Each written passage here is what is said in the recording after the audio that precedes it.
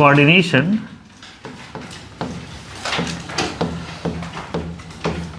Compound.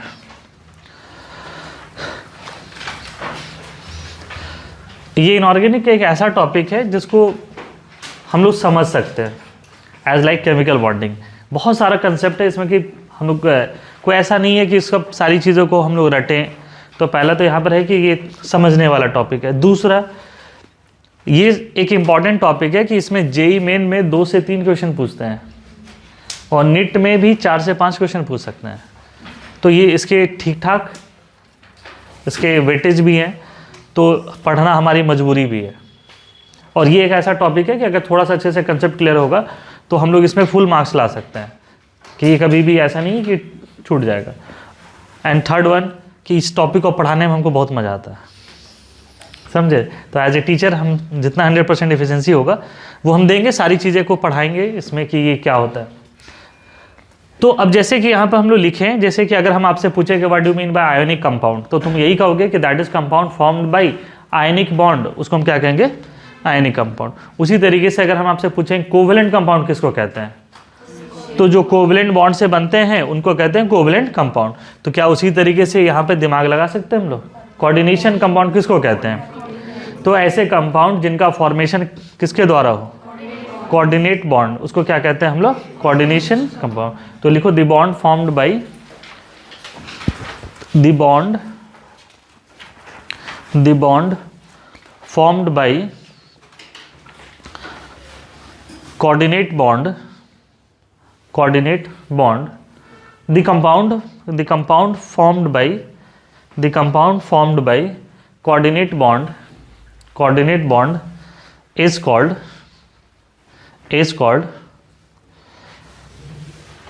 coordination compound. The compound formed by coordinate bond is called coordination compound.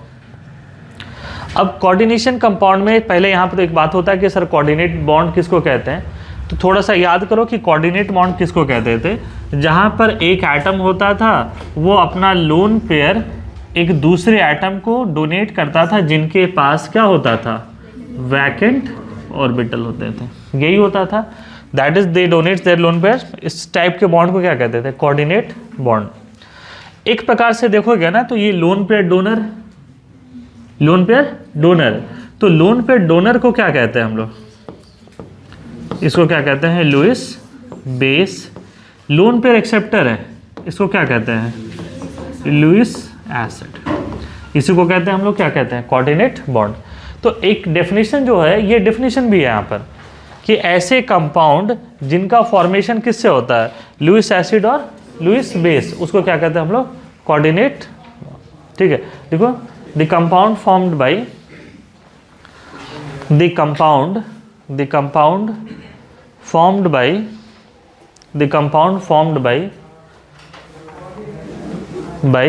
Lewis acid and Lewis base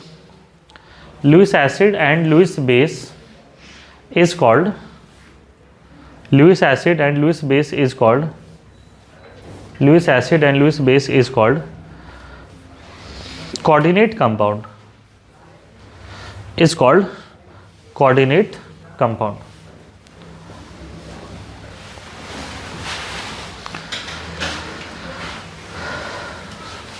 तो coordination compound क्या है, ये topic समझ में आपको।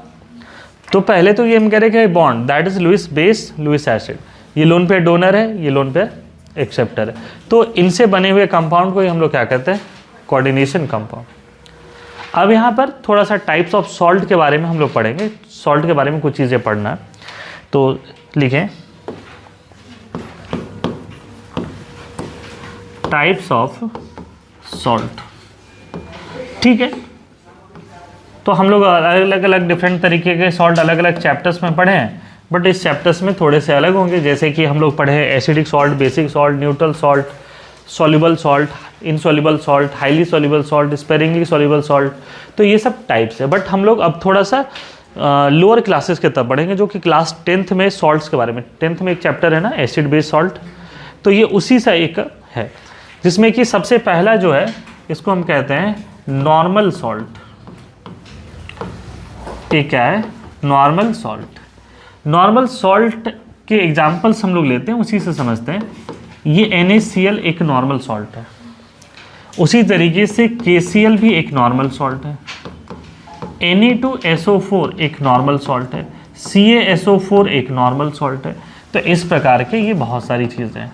तो सर नॉर्मल सॉल्ट किसको कहते हैं? That is which is formed by one type of acid and one type of base. अगर NaCl की बात करते हैं तो इसका फॉर्मेशन किससे हुआ होगा? Salts are the compound which are formed by neutralisation reaction of acid and base. अगर हम पूछेंगे सॉल्ट को डिफाइन करिए तो सॉल्ट वही है, या कहते हैं salt is the neutral compound of cation and anion. तो कैटायन कहाँ से आते हैं? बेस से। एनायन कहाँ से आते हैं? एसिड से। तो ये वही चीज़ है NaOH और HCl के बारे में हम यहाँ पे कह रहे हैं, ये समझे इसको। तो ऐसे सॉल्ट जो कि सिर्फ एक टाइप के कैटायन, एक टाइप के एसिड, एक टाइप के बेस से बने हो, उनको हम कहते हैं नॉर्मल सॉल्ट। नॉर्मल सॉल्ट क्या हुआ समझ में आपको? क्या डेफिनेशन लिखने की ज़रूरत है क्या इसको? ऐसे स्कूल में हमें लगता है चांसेस के ये नहीं पूछेगा व्हाट इज नॉर्मल सॉल्ट, ठीक है। तो ये चीज़ें ध्यान में रखना होगा आपको कि नॉर्मल सॉल्ट किसको कहते हैं। तो नॉर्मल सॉल्ट ये हुए जो कि सिर्फ एक टाइप के कैटायन, एक टाइप के एनायन होंगे।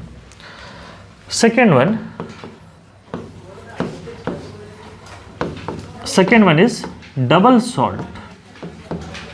डबल सॉल्ट, जैसे अगर हम आपसे पूछते हैं कि सिंगल क्लास डबल क्लास क्या हुआ? सिंगल चीज डबल चीज, समझे इस बात को। उसी तरीके से अगर हम कहेंगे single egg roll double egg roll, क्या हो गया?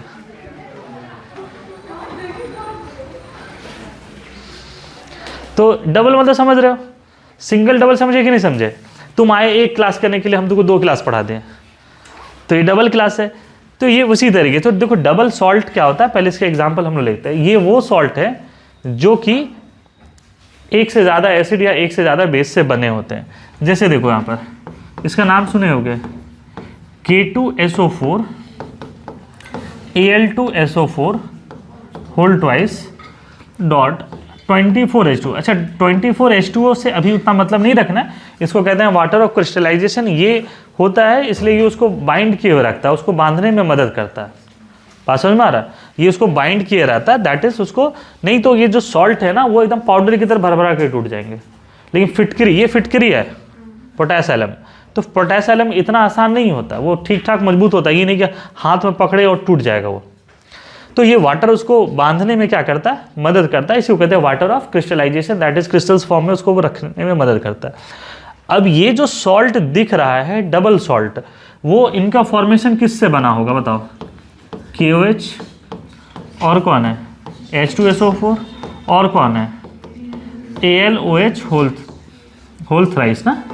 तो बेसिकली देखो क्या है, ये एक एसिड है बट ये एक बेस 1 है और ये बेस 2 है। तो डबल सॉल्ट वो हुए जहां पर 2 टाइप, जिनका फॉर्मेशन 2 टाइप के एसिड या 2 टाइप के बेस या दोनों से हो रहा है। तो नॉर्मल सॉल्ट और डबल सॉल्ट में क्या होता है, अंतर समझ में आपको? उसी तरीके से एक और सॉल्ट है NH4 whole twice SO4 dot FeSO4 dot 6H2। तो ये क्या है? NH4OH, H2SO4 हो गया, FeOH होल ट्वाइस हो गया और H2SO4 हो गया। तो ये भी जो है यहाँ पर 2 डिफरेंट टाइप के कैटायन है, इसलिए इसको क्या कहेंगे हम लोग? डबल सॉल्ट कहेंगे। मतलब इसका फॉर्मेशन क्या एक बेस से है, इसका जो फॉर्मेशन होगा 2 बेस से हुआ होगा, NH4OH और FeOH होल ट्वाइस, इसलिए इसको क्या कहते हैं हम लोग? Double salt. तो डबल सॉल्ट क्या हुआ समझ में आपको? डबल सॉल्ट क्या है, ये चीज़ें क्लियर है? तो ये उसी चीज़ को कह रहे हैं हम लोग कि 1 होगा तो 2 होगा तो 3 में हमें क्या होने वाला है?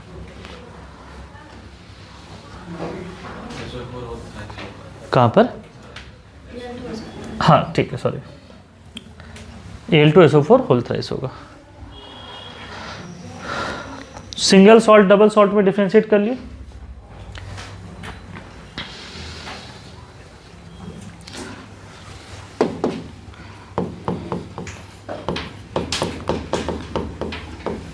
मिक्स्ड सॉल्ट, एक क्या है मिक्स सॉल्ट, बहुत सारे सॉल्ट को इसमें क्या करो मिला दो, उसको क्या कहते हैं हम लोग, जैसे बताओ मिक्स जूस किसको कहते हैं, मिक्स जूस किसको कहते हैं, ऑरेंज जूस को, हाँ तो उसको मिला दे। खिचड़ी क्या है, एक मिक्सचर है। तो बेसिकली जो बहुत सारे सॉल्ट को मिलाते हैं उसको क्या कहते हैं हम लोग, मिक्स्ड सॉल्ट। तो कहीं कहीं पर डबल सॉल्ट मिक्स सॉल्ट को लोग एक साथ में ही लिखते हैं यहाँ पर। अभी जो बेसिकली हम आपको सिखाना जो चाह रहे हैं, हम तो ऐसे ही बेसिकली तुम भी समझ रहे हो कि माहौल बना रहे हैं, क्योंकि हमारा ये पढ़ाना एम थोड़ी है कि हम नॉर्मल सॉल्ट पढ़ाएं और डबल सॉल्ट पढ़ाएं। तो हमको पढ़ाना क्या है, कॉम्प्लेक्स सॉल्ट। तो जैसे कि तीसरा थर्ड वन है कॉम्प्लेक्स सॉल्ट। बेसिकली हम पढ़ाना शुरू करना चाह रहे थे यहीं से, लेकिन इसको पढ़ाने के लिए ये सब चीज़ें एक पढ़ाना पड़ा था। इसी को कॉम्प्लेक्स सॉल्ट कहते हैं, इसी को कहते हैं कोऑर्डिनेशन कंपाउंड। कोऑर्डिनेशन कंपाउंड यही है कॉम्प्लेक्स सॉल्ट। कॉम्प्लेक्स सॉल्ट क्या है, जैसे एक एग्जांपल है K4 FeCN6। हम क्या कह रहे हैं, इसको कॉम्प्लेक्स सॉल्ट कहते हैं। अच्छा बताओ कॉम्प्लेक्स आदमी किसको कहते हैं। कभी तुम आए और तुम एकदम क्लास में पूछे कि सर ये वाला डाउट क्या होगा, इसको एक बार हमको बता दीजिए। तुम एक बार पूछिए और हम तुमको बहुत 2-3 तरीके से उसको डाउट बता दें, तो ये तुम्हारा तुमको लगा अरे ये बहुत अच्छे इंसान है। एक दिन क्या हुआ कि हम तुमको पढ़ा रहे हैं और तुम उस क्लास में तुम बात कर रहे थे इधर उधर, और हम नोटिस कर लेते हैं तो तुमको पता है, और तुम सेम डाउट अगला क्लास हमसे पूछे तो फिर तो तुमको रिमांड में ले लेंगे। तो तुम यही बोलोगे कि पिछले दिन मेरे बगल वाला डाउट पूछा तो सर बहुत अच्छा से बताए, हम पूछे तो हमको डांट रहे हैं या चीज़ें कर रहे हैं। तो तुम्हारे मन में ये नहीं आएगा कि हम गलत है, तुमको ये लगेगा कि ये आदमी का नेचर कॉम्प्लेक्स है। इस आदमी का नेचर क्या है, कॉम्प्लेक्स है। कॉम्प्लेक्स का क्या मतलब है, कॉम्प्लेक्स का मतलब है कि कभी कुछ नेचर हो रहा है कभी कुछ नेचर। तो बेसिकली क्या है कि नॉर्मल सॉल्ट ये वो सॉल्ट है जो अपने सभी प्रकार के आयंस का टेस्ट देता है, लैब में ये सारी चीज़ें का टेस्ट देता है। डबल सॉल्ट भी वही है जो लैब में सभी प्रकार के टेस्ट देता है, सभी प्रकार के आयंस देगा। लेकिन इसके साथ कॉम्प्लेक्स के साथ क्या है, ये कुछ आयंस का कन्फर्मेटरी टेस्ट देगा, कुछ का आयन कन्फर्मेटरी टेस्ट नहीं देगा। कहने का मतलब है कि जब इसका लैब टेस्ट करते हैं हम लोग, तो यहाँ पर ये क्या बनता है 4K+ और FeCN क्या आ गया 6-2। ये कॉम्प्लेक्स सॉल्ट कहते हैं क्योंकि ये जो सॉल्ट है ना ये K4 आयन में डिसोसिएट होगा, और लैब में अगर मान लो कि पोटेशियम का हमको टेस्ट करना है लैब टेस्ट में, तो ये इसके कन्फर्मेटरी बता देगा कि ये है। लेकिन अगर हम चाहेंगे कि हमको साइनाइड का प्रेजेंस पता चल जाए तो ये नहीं बताएगा। तो ये कैसा नेचर है इसका, सिंपल नेचर है कि अनप्रिडिक्टेड है, ये कॉम्प्लेक्स नेचर है, इसलिए इसको क्या कहते हैं हम लोग, कॉम्प्लेक्स कंपाउंड कहते हैं। तो कॉम्प्लेक्स कंपाउंड किसको कहते हैं, ऐसे कंपाउंड जो कुछ आयंस का टेस्ट देते हैं कुछ का टेस्ट नहीं देते हैं, इनको कहते हैं कॉम्प्लेक्स सॉल्ट। लिखो this salt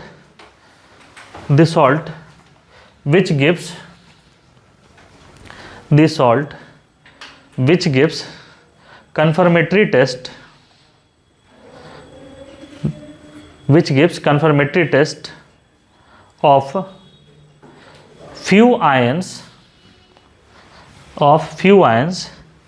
and does not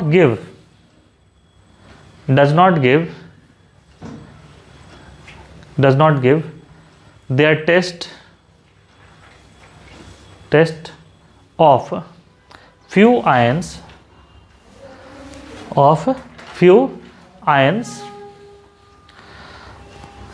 is called complex salt or coordinate compound is called complex salt or coordinate compound। For example इसको लिख सकते हैं आप, फॉर एग्जाम्पल किसको लिख सकते हैं, इसको लिख सकते हैं। तो कुछ का ये टेस्ट देगा कुछ का टेस्ट नहीं देगा। जैसे कोविड में याद करो, कोविड में इलायची दालचीनी का टेस्ट नहीं पता चल रहा था लोगों को, लेकिन मिर्च और नमकीन का पता चल जा रहा था। याद आ रहा कुछ, कोविड में फर्स्ट कोविड जो होता है फर्स्ट या सेकेंड कोविड में, तो बहुत सारी चीज़ों का स्मेल नहीं आ रहा था। ये सच्चाई है, मिथ नहीं है, लेकिन नमक और मिर्च का तो आ रहा था तुमको, कि उसका टेस्ट आ रहा है बट इसका टेस्ट नहीं आ रहा, तो उस समय तुम्हारा जो नेचर था वो कैसा था, कॉम्प्लेक्स नेचर का, तो ये कॉम्प्लेक्स नेचर का। तो ये कॉम्प्लेक्स सॉल्ट समझे इसको, किसको कह रहे हैं? एक एग्जांपल देखो, कोबाल्ट NH3 और बाहर में 3 Cl है। तो जब लैब टेस्ट कराया गया इसका AgNO3 के साथ, ठीक है, तो ये क्या किया, 3 AgCl दिया, क्योंकि डब्बा के बाहर कितना Cl था, 3, तो ये सिल्वर एक्सेस में है, सिल्वर एक्सेस में है, तो ये 3 Cl के साथ रिएक्ट किया और कितना Cl दिया यहाँ पर, 3। अब इसी कंपाउंड को देखो थोड़ा सा, कोबाल्ट है, NH3 है, 5 है, Cl है, 1 Cl अंदर आ गया, बाहर में 2 Cl है और 1 NH3 को भेज दिया। अगेन AgNO3 एक्सेस में ले रहे हैं यहाँ पर। अब देखो डब्बा के बाहर कितना Cl है, तो कितना Cl AgCl बन जाएगा यहाँ पर। इस मॉलिक्यूलर फॉर्मूला में 3 Cl था, इसमें भी कितना है, 3 Cl है, लेकिन दे कितना रहा, यही कौन सा नेचर शो कर रहा है, सिंपल नेचर कि कॉम्प्लेक्स नेचर। सिमिलरली NH3 है, 5 है, सॉरी 4, और Cl2 अंदर आ गया, 1 Cl और यहाँ पर 2 NH3 है। तो बताओ कि अगर एक्सेस AgNO3 के साथ रिएक्शन कराएंगे तो कितना होगा यहाँ पर, एक ही AgCl मिलने वाला है। या हम यहाँ पे ये भी पूछ सकते हैं कि कितना AgNO3 यहाँ कंज्यूम होगा, 3, कितना AgNO3 यहाँ कंज्यूम होगा, 2, यहाँ कितना कंज्यूम होगा, सिर्फ 1। अगर हम ऐसा बना दें, कोबाल्ट NH3 3 है, Cl3 3 है, ठीक है, और यहाँ पर क्या हो जाए 3 NH3, तो कितना AgNO3 यहाँ पर रिएक्ट करेगा, हाँ 0। तो हम लोग यहाँ पे क्या कहेंगे, बोलो, नो रिएक्शन, क्या करेंगे, नो। तो ये अपना नॉर्मल नेचर शो कर रहा है कि कॉम्प्लेक्स नेचर शो कर रहा है, ये कौन सा नेचर शो कर रहा है, कॉम्प्लेक्स नेचर शो कर रहा है ना। तो इसी टाइप्स के कंपाउंड को कहते हैं कॉम्प्लेक्स कंपाउंड। क्यों कर रहा है वो सब तो वही तो डिस्कस करने का भी पॉइंट है सब। कोई डाउट? -2 कहाँ, -2 × 2 है, इसको -4 करिए, कॉपी में अगर होगा -2 -4 करिए।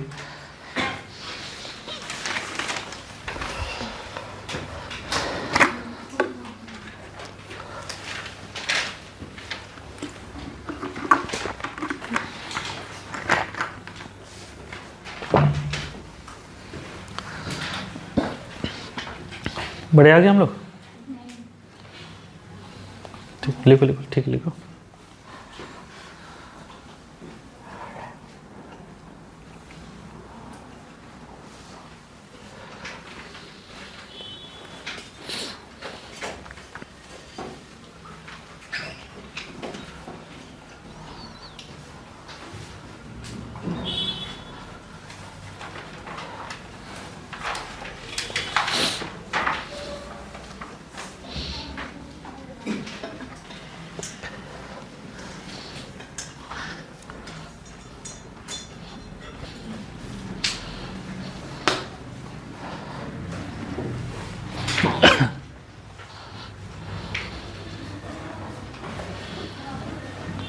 बड़े से आगे हम लोग।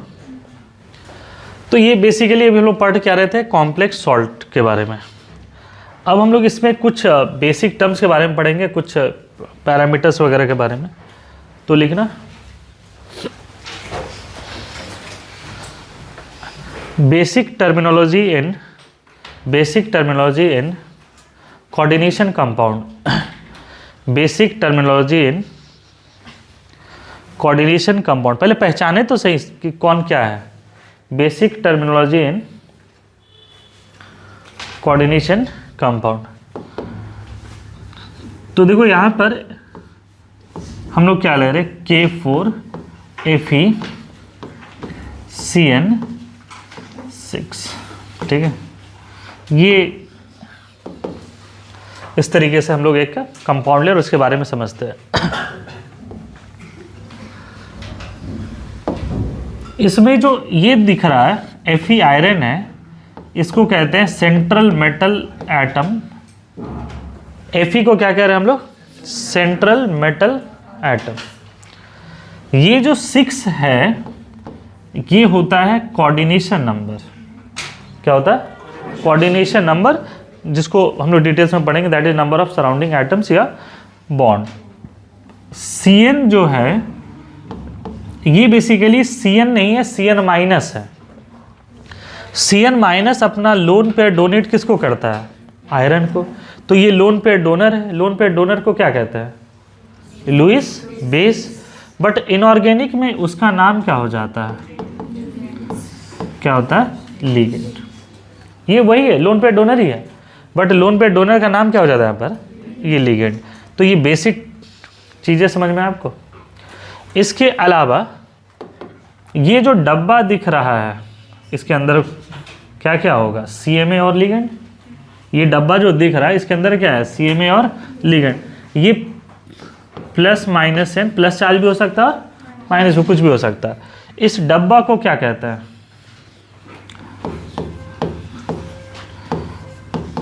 कोऑर्डिनेशन।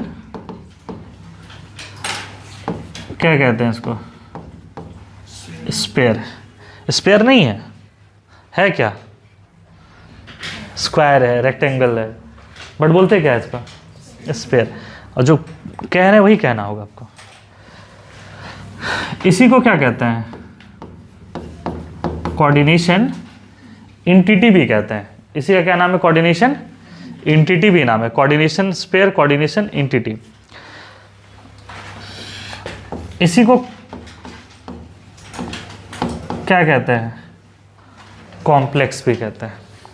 ये डब्बा कॉम्प्लेक्स है ना, क्योंकि कुछ आयंस के बारे में बता रहा है, कुछ आयंस के बारे में ये नहीं बता रहा है। उसका टेस्ट नहीं देगा, वो लैब टेस्ट नहीं देगा, कंफर्मेटरी टेस्ट नहीं देगा उसके बारे में। तो ये डब्बा इसको कहते हैं।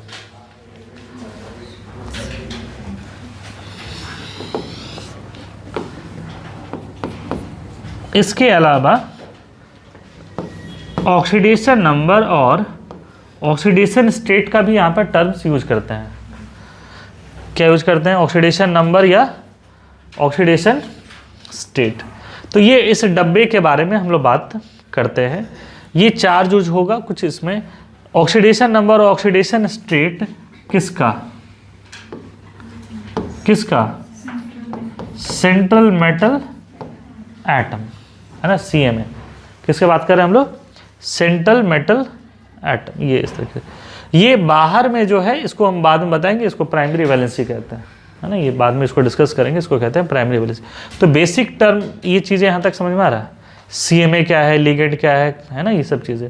अब इसी के ऊपर में हम लोग आते हैं 1 बाय 1 करके।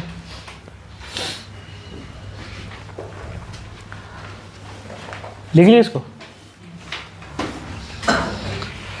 सबसे पहला है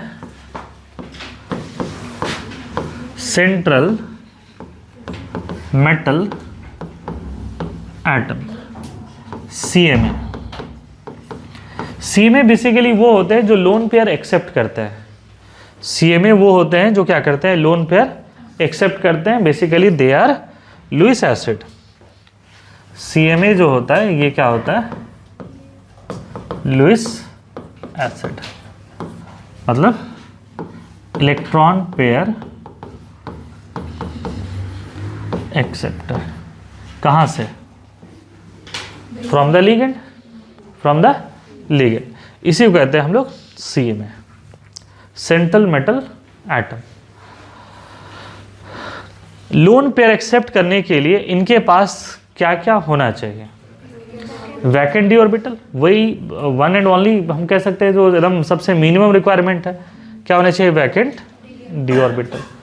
तो सभी प्रकार के डी ऑर्बिटल हो जाएंगे। 3D अच्छा होगा कि 4D अच्छा होगा कि 5D अच्छा होगा? हाँ, 4D अच्छा होगा, 5D अच्छा होगा, 3D अच्छा होगा कि सब अच्छा है? तीनों एक बराबर है। थोड़ा सा दिमाग लगाओ, थोड़ा सा दिमाग लगाओ।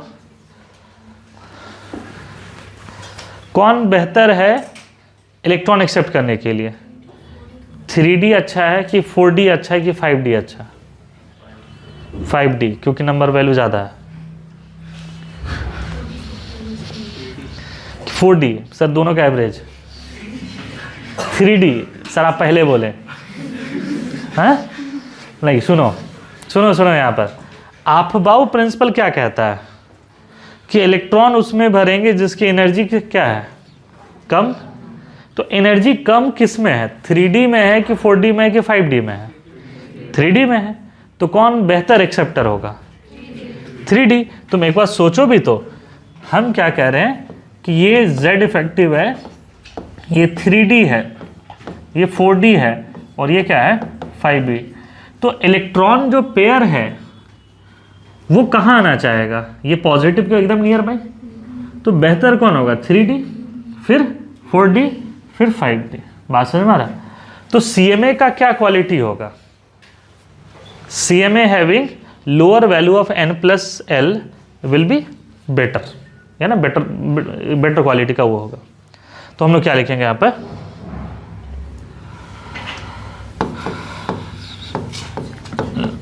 Lower the value of N+L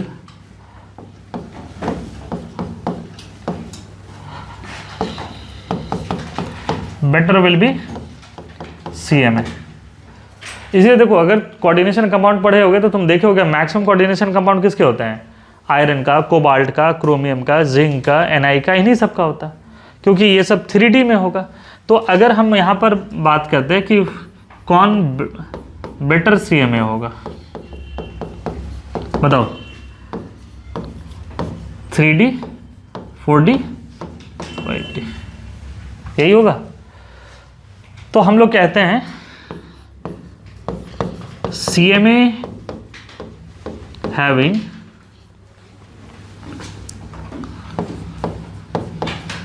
vacant orbital of high energy level की low energy level, low energy level. CMA की क्वालिटी है CMA having vacant orbital of low energy, जिसकी एनर्जी लेवल क्या हो जाए, कम हो जाए, उसको हम कहेंगे बेहतर CMA है। और इसीलिए कह भी रहे हैं कि 3D will be better than 4D और ये 5D। समझे इसको?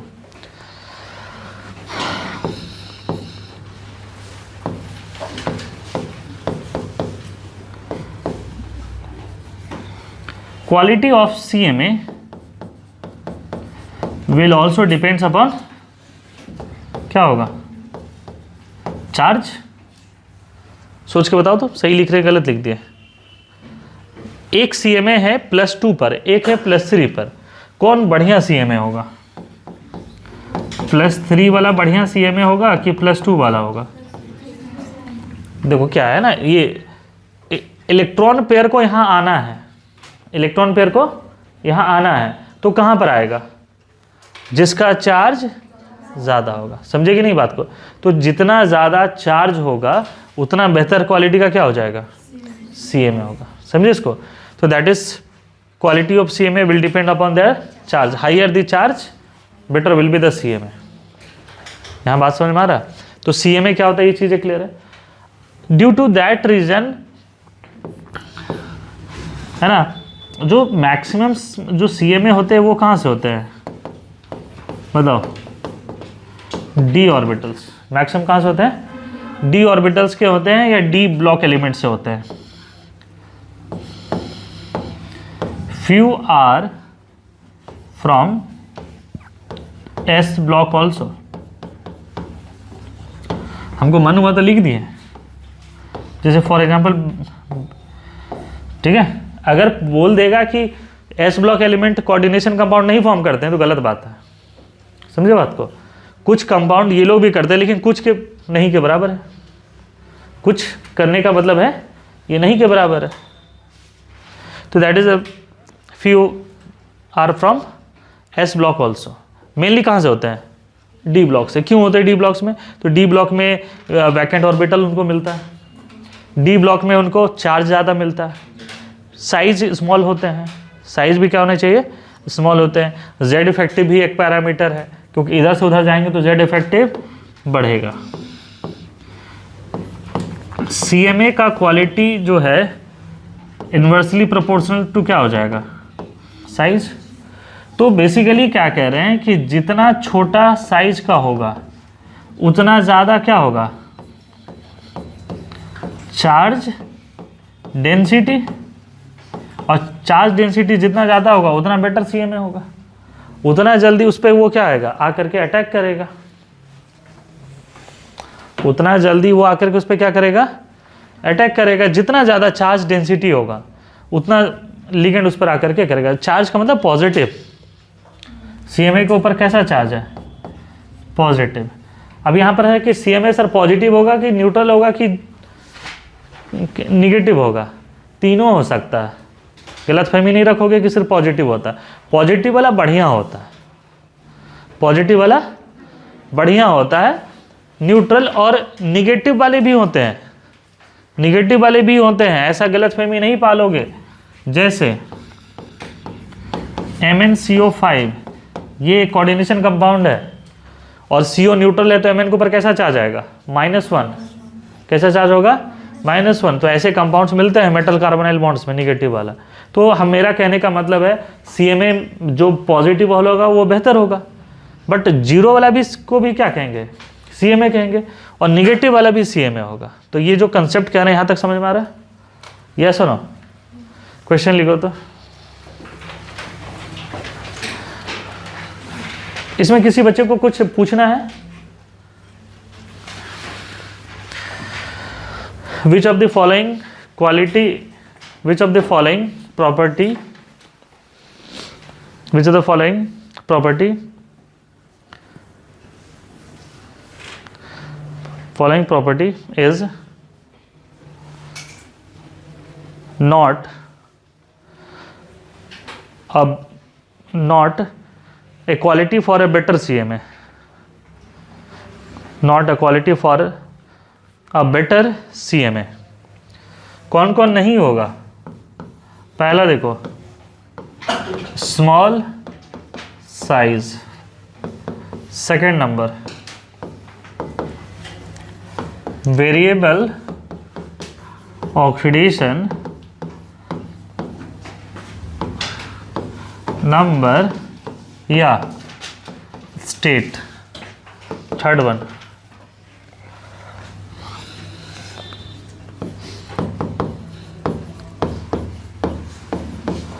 high charge, and the fourth one vacant orbital of low energy। बताओ क्या है आंसर तुम्हारा? स्मॉल साइज का एक बढ़िया क्वालिटी के लिए है, ठीक है।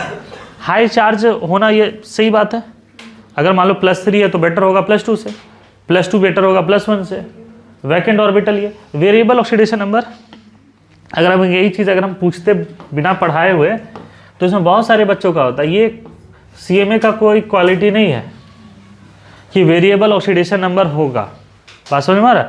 वेरिएबल का मतलब ये जरूरी नहीं कि भाई +2 करा, +3 करा, +4 करा, +5। तो सर Mn जो है सबसे बढ़िया CMA होगा। सबसे वेरिएबल ऑक्सीडेशन नंबर कौन सो करता है? Mn +2 +3 +4 +5 +6 +7 तक। तो इसका ये मतलब नहीं कोई वेरिएबल ऑक्सीडेशन नंबर होगा। बात समझे यहाँ पर? तो ये उसका क्वालिटी नहीं है, ये चीज़ें ध्यान में रखना। ये PYQ का क्वेश्चन है, इसलिए ये क्वेश्चन देखो पूरा ऑर्डर वाइज हमको याद है। समझे कि नहीं इस बात को? तो ये उसका क्वालिटी नहीं है। ठीक है, ऑक्सीडेशन नंबर होता है, बट वेरिएबल ऑक्सीडेशन नंबर उसका कोई क्वालिटी नहीं है। अगर हम आपसे पूछे कि किसी भी टीचर में सबसे बेस्ट क्वालिटी क्या हो सकता है, या मतलब कौन सा क्वालिटी टीचर का बेस्ट क्वालिटी नहीं कहा जा सकता है? एक है नॉलेज, एक है डेडिकेशन, ये सब क्या है? गुड क्वालिटी है। और ये हो जाएगा कि teacher should be variable type का, वेरिएबल नेचर को नहीं चाहिए, मतलब वो बहुत अच्छा सिंगर होना चाहिए, बहुत अच्छा क्रिकेटर होना चाहिए। तो क्या ये ज़रूरी है? किसी अच्छे टीचर में ये सब सारी क्वेश्चन, आप अच्छा गाना नहीं गाते इसलिए आप खराब टीचर है, आप क्रिकेट नहीं खेलते इसलिए आप खराब टीचर है, सर आप फुटबॉल नहीं खेलते खराब टीचर। मतलब टीचिंग छोड़ करके अदर क्वालिटी आप में नहीं है इसलिए आप बेकार टीचर है, तो क्या ये क्वालिटी है? ये तो क्वालिटी नहीं कंसिडर करेंगे ना उसमें।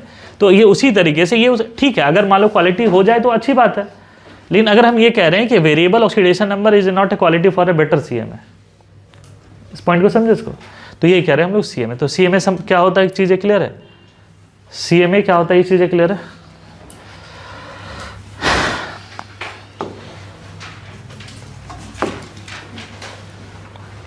सेकेंड नंबर लिखो,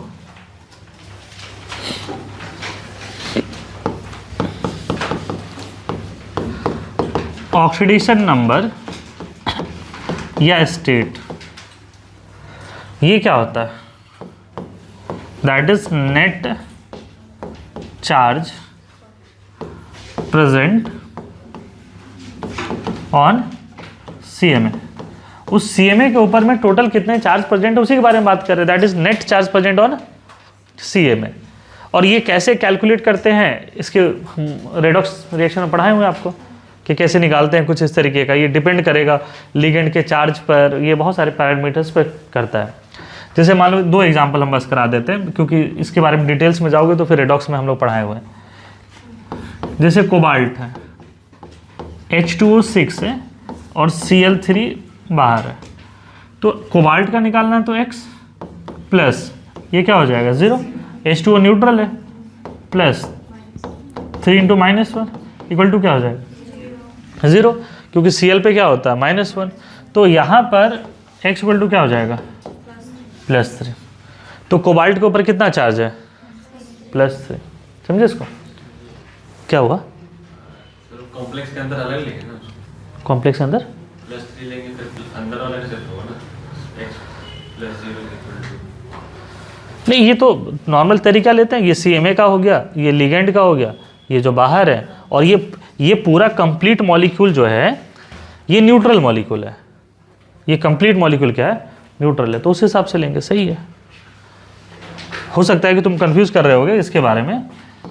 कोबाल्ट H2O6 कभी कभी इस फॉर्म में भी रहता है और यहाँ से भी निकालना होता है, तो इस केस में कोबाल्ट का क्या हो जाएगा X +0 इक्वल टू क्या है +3।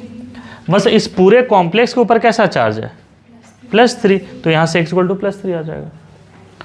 उसी तरीके से और भी है, जैसे अगर हमको मान लो निकालना है K4FeCN6 का, तो यहाँ पर पोटेशियम के ऊपर क्या हो जाएगा 4 × +1, 4 पोटेशियम है। आयरन के ऊपर कैसा चार्ज है X प्लस, साइनाइड कितना है 6, तो यहाँ पे क्या हो जाएगा -1 equal to 0, X equal to क्या आने वाला है +2। इसी को हम लोग कभी कभी इस फॉर्म में भी देखते हैं, देखो FeCN6 और यहाँ पर -4 जो अभी तुम हमसे करेक्शन करवाए थे, है ना, तो यहाँ से भी ऑक्सीडेशन नंबर निकाल सकते हैं। तो आयरन का क्या हो जाएगा X + 6 × -1, now it is equal to क्या हो जाएगा -4, X इक्वल टू क्या आ जाएगा +2। तो बेसिकली ऑक्सीडेशन नंबर या ऑक्सीडेशन स्टेट जो इसके ऊपर में चार्ज निकालते हैं वही होता है। हमको लगता है कि इसके ऊपर में बहुत ज़्यादा भी प्रैक्टिस करने का, टाइम वेस्ट करने का मतलब नहीं बनता। ऑल्दो जब वैलेंस बॉन्ड थ्योरी पढ़ाएंगे तो उसमें ज़रूरत तो पड़ेगा इसका, कर लोगे ना, ऑक्सीडेशन नंबर निकाल लोगे। और ये अभी पूरा अच्छा से कर भी नहीं सकते हो जब तक तुमको हम पूरा लिगेंड का लिस्ट नहीं बताएं, किस लिगेंड के ऊपर कितना चार्ज है वो नहीं बताएंगे तो फिर कर ही नहीं पाओगे। तो बस ये है कि भाई ऑक्सीडेशन नंबर या स्टेट क्या होता है।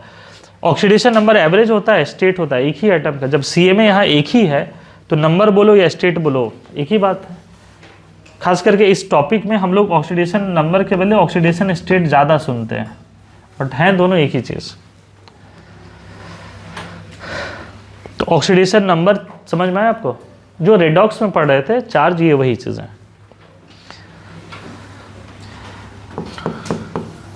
CN क्या होता है? CN क्या होता है? Coordination number. वो क्या होता है? वो क्या होता है? हाँ, जैसे अभी तुम्हारा कोऑर्डिनेशन नंबर कितना है 1, तुम्हारे जो सबसे नियरेस्ट नेबर है वो कौन है ये है। इससे पूछा जाए तुम्हारा कोऑर्डिनेशन नंबर कितना है, ये बोलेगा तो कोऑर्डिनेशन नंबर बेसिकली जो होता है उसको कहते हैं नियरेस्ट नेबर को। नियरेस्ट नेबर यहाँ पर कौन होगा, एटम होगा। तो जो सबसे नियरेस्ट होते हैं उसी को हम लोग क्या कहते हैं यहाँ पर, कोऑर्डिनेशन नंबर। ये एक्चुअल डेफिनेशन वही है। अब कोऑर्डिनेशन में क्या कहते हैं लोग, इसी को कहते हैं कि जो नंबर ऑफ बॉन्ड जो है ना उसी को कहते हैं कोऑर्डिनेशन नंबर। बात समझ में आ रहा? तो कोऑर्डिनेशन नंबर इज लिखो, coordination number is basically number of coordinate bonds formed by CMA। CMA कितना बॉन्ड बना रहा है इस पे डिपेंड करता है। CMA लिगेंड वगैरह सब छोड़ दो नौटंकी, उसका वो अलग कहानी है कि मोनोडेंटेड होगा तो एक लेंगे, बाइडेंटेड है तो 2 से मल्टीप्लाई करेंगे, ट्राइडेंटेड होगा तो वो। सबसे इजी वे है कि CMA कितने बॉन्ड बना रहे हैं, समझे इस बात को। जैसे अगर मान लो कि कोऑर्डिनेशन नंबर 2 है तो इसका मतलब है CMA 2 बॉन्ड बना रहा है। जो मेटल है वो कितना बॉन्ड बना रहा है, 2। इसको हम कहेंगे कि लीनियर है। अगर ऐसा है कि कोऑर्डिनेशन नंबर क्या बना रहा है, 3, तो मेटल क्या बना रहा है, ट्राइगोनल, इस तरीके का। फिर उसी तरीके से अगर कोऑर्डिनेशन नंबर क्या हो जाए, 4 हो जाए, तो 2 पॉसिबिलिटी है, एक टेट्राहेड्रल बन जाए और एक जो है वो स्क्वायर प्लेनर बन जाए। दोनों चीज़ हो सकता है। कब क्या होगा ये तो नेचर पे डिपेंड करेगा, वो हम VBT में पढ़ाएंगे। कोऑर्डिनेशन नंबर 5 भी होते हैं। PCl5 वाला याद करो, ट्राइगोनल, बाइपिरामिडल, ये कोऑर्डिनेशन नंबर 5 हो गया। CN6 भी होता है। 6 में क्या होता है, ऑक्टाहेड्रल, एक ऊपर और ये 4 प्लेन में। समझे इसको? तो ये क्या है, CN है, कोऑर्डिनेशन नंबर। तो कोऑर्डिनेशन नंबर क्या होते हैं समझ में आपको, हाँ या ना? ऑड कोऑर्डिनेशन नंबर वाले कंपाउंड अनस्टेबल होते हैं। क्या रटवा रहे हैं, कौन कौन अनस्टेबल होगा, 3 और 5 वाला अनस्टेबल। लिखो इसको, coordination number equal to 3 and 5, coordination number 3 and 5 are unstable. और 3 सबसे अनस्टेबल होता है। 3 में कहीं लिख लो, 3 जो है मोस्ट अनस्टेबल। सबसे अनस्टेबल कौन होता है, लिखो CN equal to 4 and 6 are stable. Coordination number 4 and 6 are stable. 4 क्योंकि सिमेट्री की बात है, सिमेट्री कब होगा, जब इवन होंगे। और 4 और 6 में कौन ज़्यादा स्टेबल, 6 इज मोस्ट स्टेबल। 6 वाला जो है सबसे ज़्यादा स्टेबल होगा। बट ठीक है, हमारे सिलेबस में कौन कौन सा है, कोऑर्डिनेशन नंबर 4 और ये 1-2 एग्जाम्पल सिल्वर का है, टॉलेंस रिएजेंट। टॉलेंस रिएजेंट एक कोऑर्डिनेट कंपाउंड है, ये ध्यान में रखें। टॉलेंस रिएजेंट एक ये है। तो CN क्या होता है समझ में आ गया आपको? अभी एक बस यहाँ पे फॉर्मूला लिखवा देते हैं, बट आपको बहुत ज़्यादा नहीं पता है, लेकिन आगे क्लियर हो जाएगा। CN is equal to number of ligands into denticity. CN किसके बराबर है, number of ligands into denticity. बताता है एक लिगेंड कितना लोन पे डोनेट करे। जरूरी नहीं एक लिगेंड एक ही लोन पे डोनेट करे, एक लिगेंड 2 भी करता है, एक लिगेंड 3 भी करता है, एक लिगेंड 4 भी करता है, 5 भी करता है, 6 भी करता है। 6 करता है EDTA, इथाइलिन डायमाइन टेट्राएसीटेट। तो वही कह रहे हैं। तो ये डिपेंड करेगा कि उसकी डेंटिसिटी कितने हैं और ये नंबर ऑफ लिगेंड्स कितने हैं, तो उस पर आएगा। तो आपको अभी डेंटिसिटी नहीं पता है तो बट फॉर्मूला तो लिख सकते हैं उसको, फिर उसको हम आएंगे उस पर लिगेंड में। CN क्या हो, ये चीज़ें क्लियर है?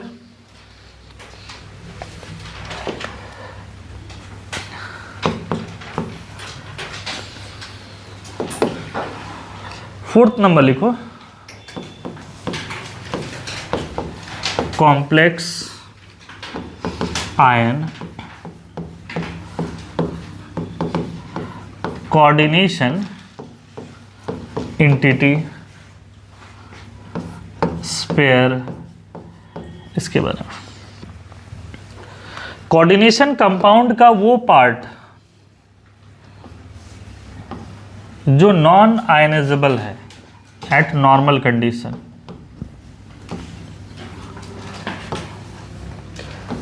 ये डब्बा के बारे में बात कर रहे हैं हम लोग।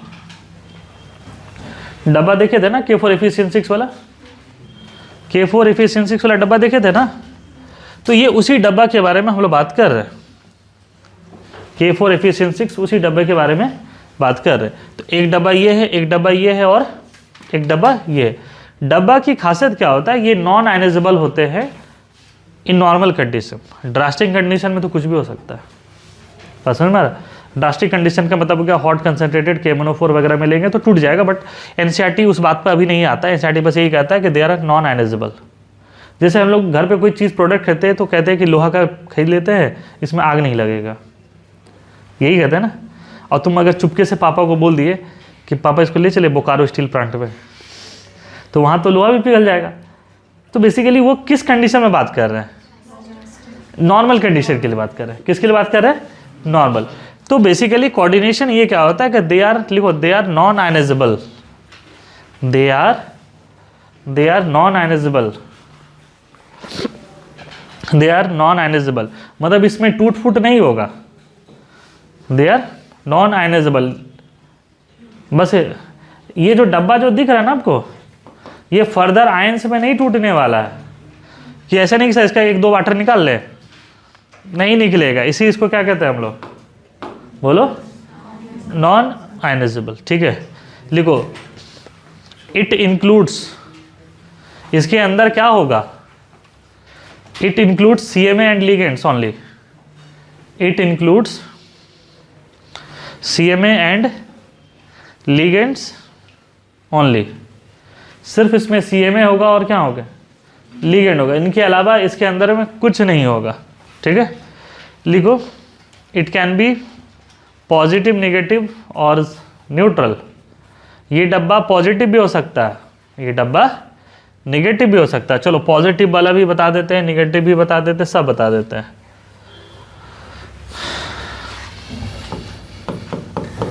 NiCO4, FeCO5, ये सब क्या है, क्या है, न्यूट्रल। पॉजिटिव वाला क्रोमियम NH3 नेगेटिव वाला FeCN6 -3, है ना। -4 भी हो सकता है, -3 भी सही है, दोनों सही है। ये कौन सा हो गया, कैटायनिक कॉम्प्लेक्स। इसको क्या कहते हैं, इसको कहते हैं एनायनिक कॉम्प्लेक्स। कैटायनिक कॉम्प्लेक्स और एनायनिक कॉम्प्लेक्स, तो ये तीनों तरीके के हो सकते हैं, है ना। अभी स्टेबिलिटी पर बात नहीं करेंगे, कौन स्टेबल होगा कौन क्या होगा, इन सब पे बात नहीं करेंगे। तो बस कॉम्प्लेक्स आयन है, कोऑर्डिनेट एंटिटी है। और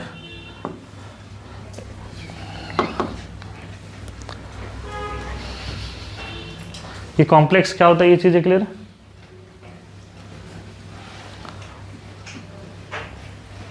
डिग्री फिफ्थ क्या है,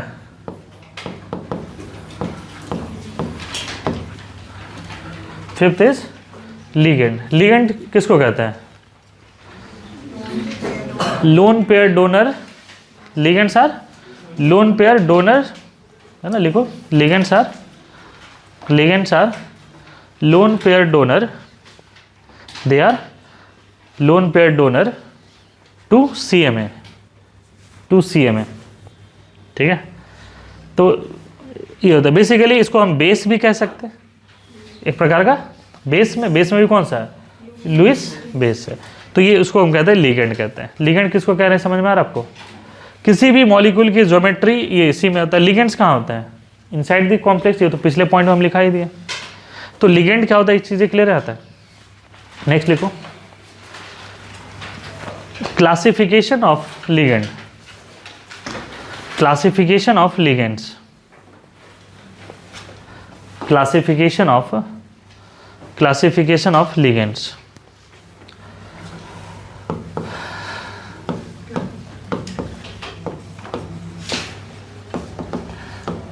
On the basis of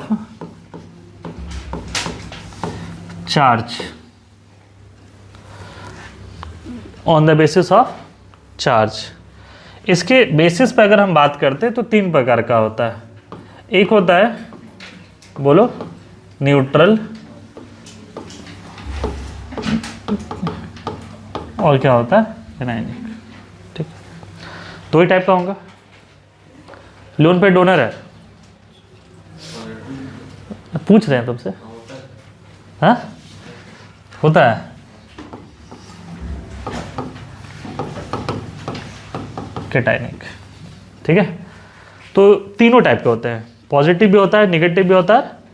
बेटा पॉजिटिव देखो कौन कौन हो सकते हैं, बताओ तो एग्जांपल तुम ही लो.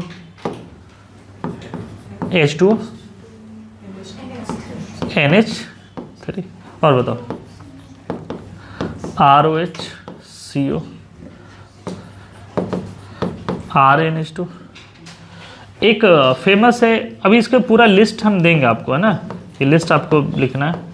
NH2 इथाइलिन डायमाइन, है ना, EN कहते हैं इसको. शॉर्ट फॉर्म में क्या कहते हैं, EN. ये हो गया.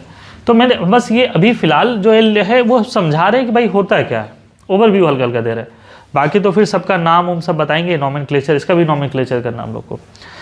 तो ये EN हो गया. तो इस तरीके से हम लोग यहाँ पे बात कर रहे हैं.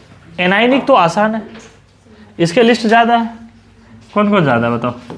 F-, Cl-, Br-, I-, और बताओ Cn-, OH-, O2-,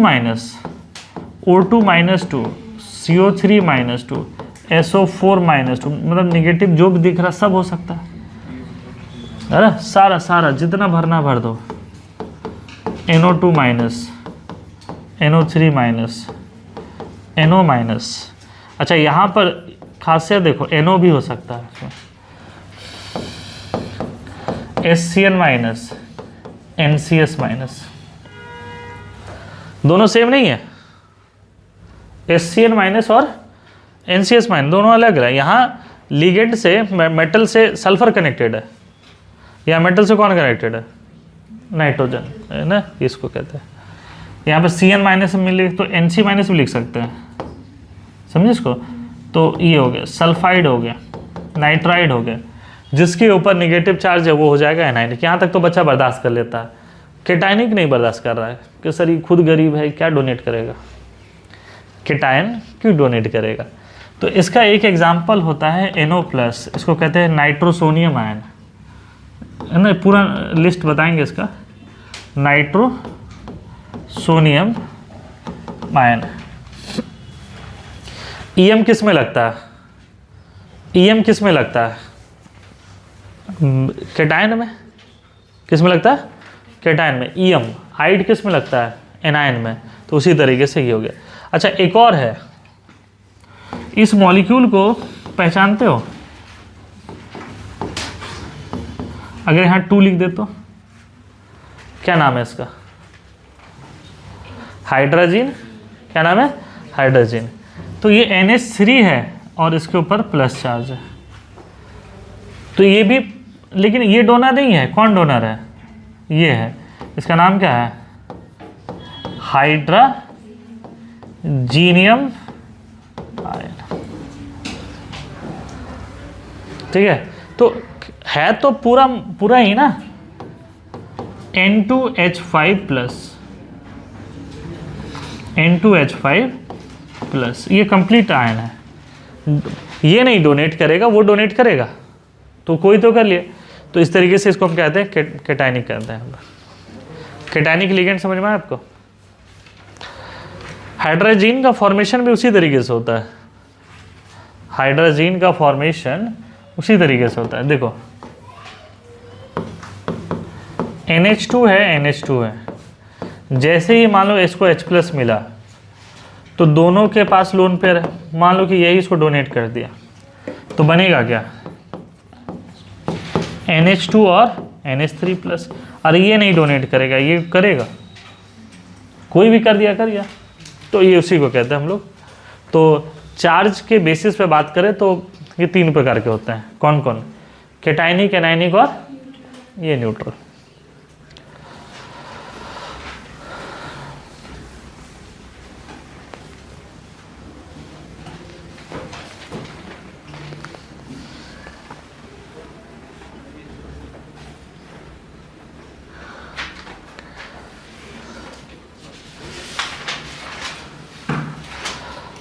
बड़े इस टॉपिक से, हाँ, इस टॉपिक से आगे बढ़े।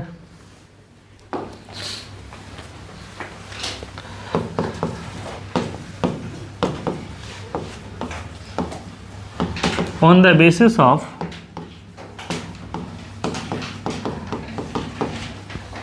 Denticity, on the basis of denticity, नहीं लिखे थे क्या?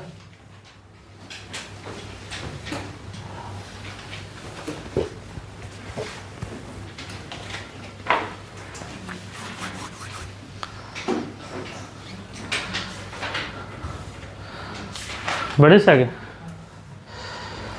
On the basis of denticity, denticity बताता है कि कितना लोन पेयर डोनेट हो रहा है बाय पर लिगेंड। ठीक है, डेंटिसिटी किसको कहते हैं? Number of lone pair donated bye पर सीएमए। इसके आधार पे कौन कौन हो सकते हैं? एक को क्या कहते हैं हम लोग? क्या कहते हैं हम लोग?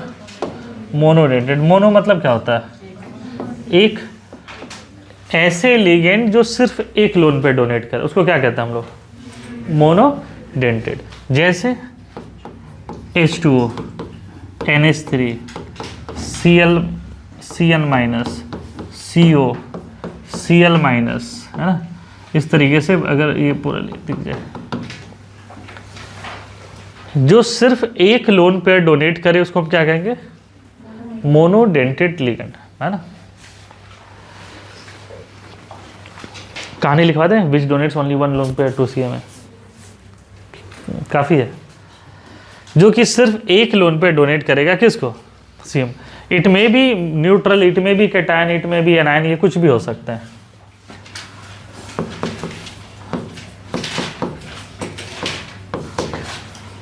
बाइडेंटेड, बाइडेंटेड किसको कहेंगे? जो दो डोनेट करे, जैसे C2O4 -2 EN, है ना? इस प्रकार की चीजें। C2O4 माइनस कौन सा मॉलिक्यूल है बताओ? ऑक्सलेट है, तो O पर भी निगेटिव है, O पर भी निगेटिव है। तो बताओ कि अगर CMA कहीं मिलेगा तो कौन सा ऑक्सीजन डोनेट करेगा? ऊपर वाला कि नीचे वाला? है, ये भी डोनेट करेगा, ये भी डोनेट करेगा। तो ये इन एक ही लिगेंड है, लेकिन इस लिगेंड से ये भी डोनेट कर रहा, और ये कौन किस टाइप का हो गया? Bidentate ligand. समझे इसको? EN तो अभी थोड़ी देर पहले ही बताए थे, CH2 NH2, CH2 NH2, ये भी CMA को डोनेट करेगा और ये भी CMA को डोनेट करेगा। तो इसको क्या कहते हैं हम लोग? Bidentate ligand. अच्छा, इसको डोनेट कर रहा है तो ये रिंग का फॉर्मेशन हो रहा है क्या? हाँ, इसका नाम होता है चिलेटिंग लिगेंड। ना, चिलेशन मतलब होता है रिंग फॉर्मेशन। तो ऐसे जो मोनोडेंटेड छोड़ करके बाकी सारे रिंग का फॉर्मेशन करता है। ट्राइडेंटेड भी करेगा, टेट्राडेंटेड भी करेगा। तो बाइडेंटेड क्या होते हैं समझ में आ रहा है? बहुत है, लिस्ट बहुत है, देंगे तुम लोग को लिस्ट ना इनका। जैसे ये भी क्या है? बाइडेंटेड लिगेंड है। ये क्या है? बाइडेंटेड लिगेंड है। तो दोनों ऑक्सीजन डोनेट करेगा वहां पर। टॉपिक्स आगे बढ़े, लिख लियो।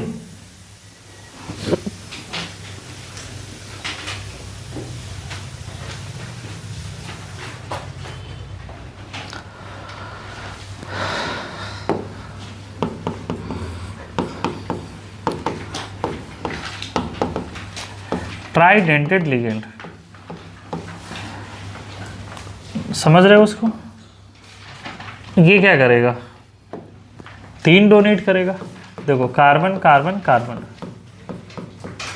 NH2 NH2 और NH2। तो CMA को ये भी डोनेट कर रहा है, ये भी डोनेट कर रहा है और ये भी करेगा, ये भी डोनेट करेगा। ट्राइडेंटेड लिगेंड किसको कह रहे हैं, समझे इसको? ये एक सिंगल लिगेंड है, लेकिन उस लिगेंड से 3 डोनर है, उस लिगेंड से 3 डोनर है। अगले में इसी में हम OH लगा देंगे, glycerine, 3 donor.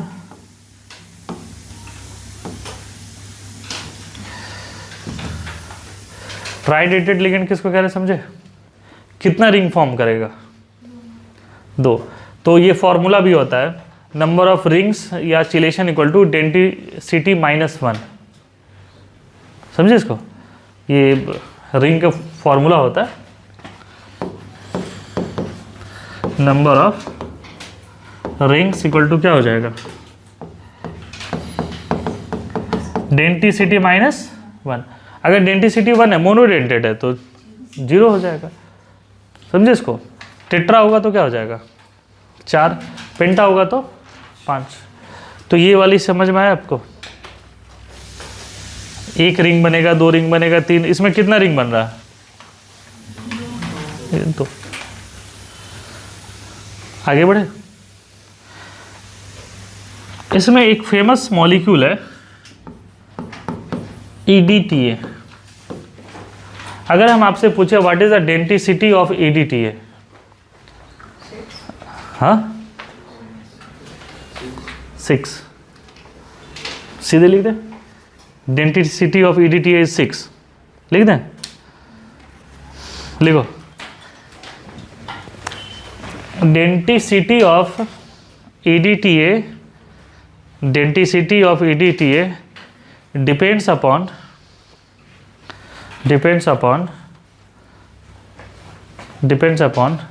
the magnitude of charge, depends upon the magnitude of charge over it, depends upon the magnitude of charge over it। समझे इसको? उसमें उसके कितने मैग्नीट्यूड होंगे उस पर डिपेंड करता है। अगर कहीं पर लिखा आ जाए EDTA आयन, तब तुम 6 कहोगे। EDTA आयन अगर हो जाए, EDTA -4 हो जाए तो होगा। इसको हम समझाते हैं कि हम क्यों तुम्हारे आंसर को कट कर रहे हैं। EDTA का फुल फॉर्म क्या होता है, CH2 CH2। देखो अगर यहाँ पे CH3 हो जाता और ये होता तो इसका नाम हो जाता इथाइल, लेकिन ये है ऐसे, तो इसका नाम क्या हो जाएगा, हाँ क्या नाम हो जाएगा, इथाइलीन।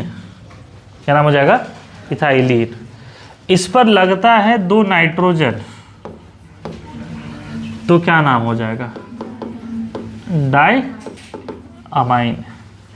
तो E मिल गया, D मिल गया। अब इसमें है क्या है, ट्राइएल्काइल, CH2 COOH। इसको क्या कहते हैं, एसीटेट। क्या कहते हैं, एसीटेट। एसिटिक एसिड से मिला हुआ बना हुआ एसीटेट। तो ethylene diamine tetra acetate, tetra acetate, ethylene diamine tetra acetate. समझे इसको?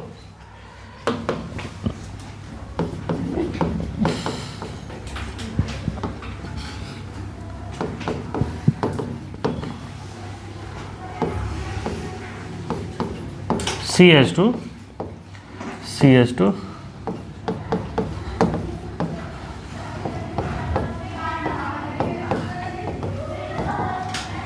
ठीक है। तो बताओ इसमें कौन कौन डोनर है,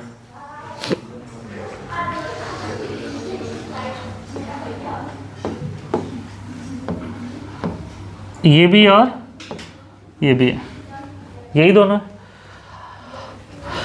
अगर सिर्फ EDTA है, ये उसका डेंटिसिटी है, ये नंबर ऑफ रिंग्स है। तो कितने डोनर होंगे? 2। अगर सिर्फ EDTA है, न्यूट्रल है, कोई चार्ज नहीं है, तो डोनर कौन है? नाइट्रोजन। और ये कौन है? नाइट्रोजन।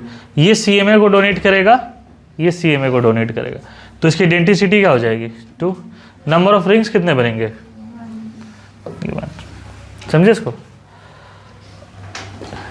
इधर देखो, अगर EDTA -1 है, EDTA ये क्या है? इसमें क्या है कि ये इसको हटा दे और इसके ऊपर कैसा चार्ज है? माइनस। अब डोनर कौन कौन है? दोनों नाइट्रोजन और एक ऑक्सीजन, तो डेंटिसिटी क्या हो जाएगा? कितने रिंग बनेंगे?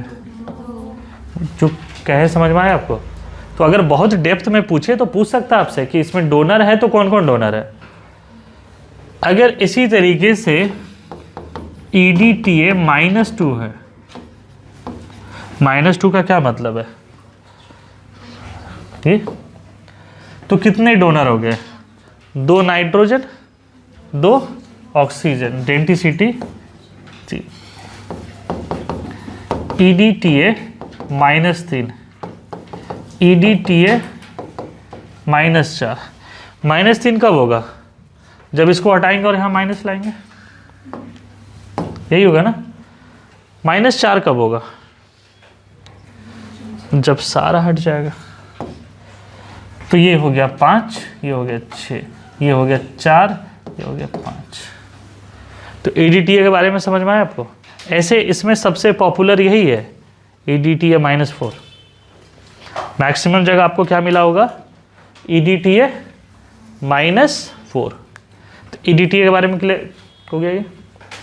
कितने नंबर ऑफ रिंग्स बनेंगे? एज ए इंफॉर्मेशन लिख लो, EDTA is use to remove hardness of water. EDTA -4, EDTA -4 is used to remove hardness of water। Bracket में लिखिए Ca+2 and Mg+2। Hardness of water क्या होता है? कैल्शियम और magnesium. तो EDTA is use to remove calcium and magnesium. देखो ये तो एकदम है ना, सुनो यहाँ पे देखो, अगर मान लो कि इसको कैल्शियम मिल गया, ये छोड़ेगा कि वहाँ से उठा लेगा? इसको उठा लेगा। तो ये है मतलब एक एडवांटेज की तरफ बता दे रहे हैं कि भाई EDTA is use to remove hardness of water.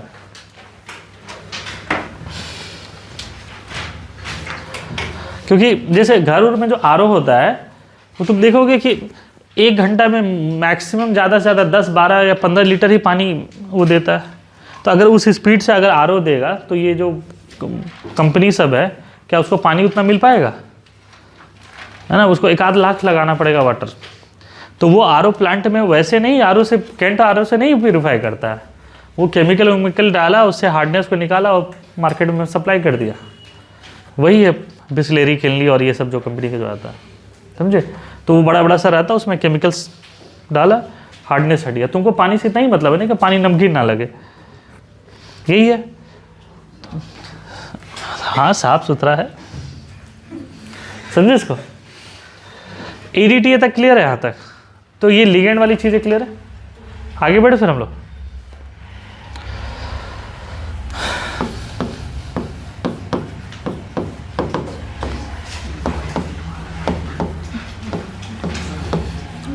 Chelating ligand.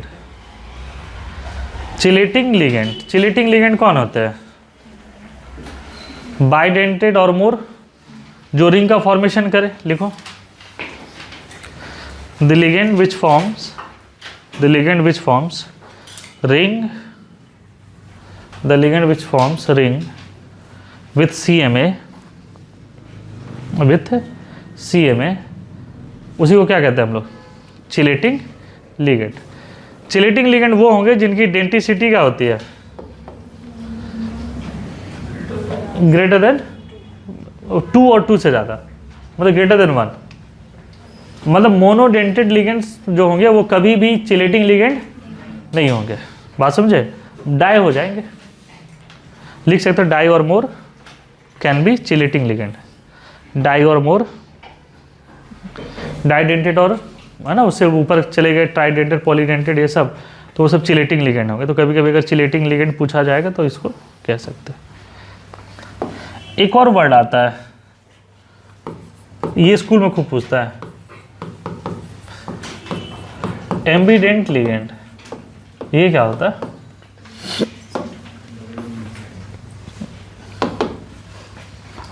Ambient का क्या मतलब होता है? एम्बिडेंट लिगेंड किसको कहते हैं?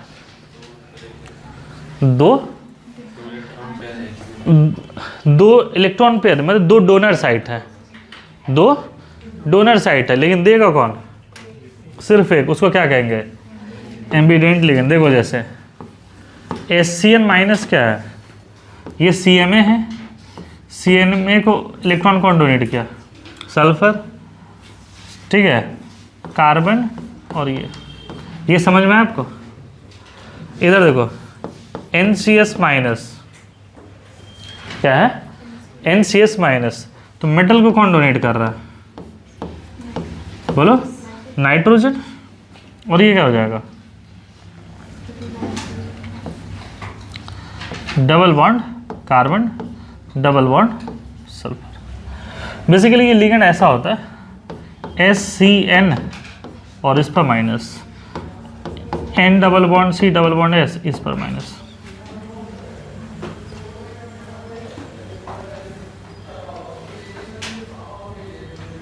समझे इसको? तो यहां पर देखो क्या, ऐसे लिगेंड जिनके पास एक से ज़्यादा डोनर साइट है, लेकिन एट ए टाइम वो कितना डोनेट करेगा? एक ही करेगा, उसको क्या कहते हैं हम लोग? एम्बिडेंट कहते हैं। बात समझ में आ रहा? जैसे नोट जो है, नोट में एक साइड गांधी जी है, एक साइड गांधी जी नहीं है, तो नोट क्या हो गया? एम्बिडेंट हो गया। मतलब दुकान वाले तो कैसे भी दो ले लेते हैं, लेकिन बैंक वाले में ऊपर नीचे आगे करके दो, देखो बैंक वाला गुस्सा आ जाएगा। वो चाहता है कि नहीं सारे गांधी जी एक साइड रहें, सो दैट कि उसको काउंट करने में ईजी हो, तो उसको भी कहते हैं। तो कहने का मतलब ये हुआ कि उसमें एक से ज़्यादा डोनर साइट है, बट क्या होनी चाहिए? कोई एक साइड डोनेट करे, मतलब या तो गांधी जी की साइड से डोनेट करो या अपोजिट, बट नोट तो एक ही होना चाहिए। और भी एग्जांपल देखो, CN माइनस साइनाइड और NC माइनस भी हो जाएगा। अच्छा, इसमें फेमस एम्बिडेंट लिगेंड ये है, NO2 और ONO। तो अगर मेटल से नाइट्रोजन कनेक्टेड है, इसका नाम भी हो जाता है, इसका नाम क्या होता है? नाइट्रीटो N। क्या नाम है? नाइट्रीटो N। और मेटल से कनेक्टेड है ऑक्सीजन, इससे connected nitrogen, double bond O है, इसको क्या कहेंगे? नहीं, नाइट्रीटो ऑर्गेनिक थोड़ी है, नाइट्रीटो क्या मतलब? इसमें डोनर कौन है? ऑक्सीजन, तो नाइट्रीटो हो। इसमें डोनर कौन है? ये। तो सच टाइप को क्या कहते हैं हम लोग? एम्बिडेंट।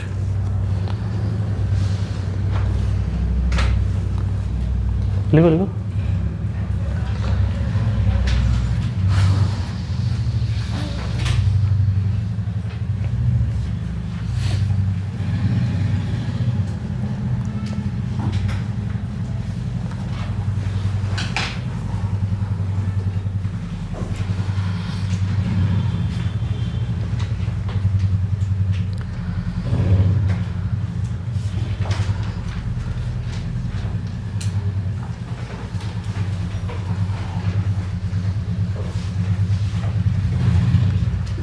लिगेंड का बेसिक इन्फॉर्मेशन क्लियर है, बाकी तो डिटेल्स में हम लोग आएंगे नाम नेम में, जब उसके नॉमेनक्लेचर वाले पार्ट पे आएंगे। ठीक है, बड़े से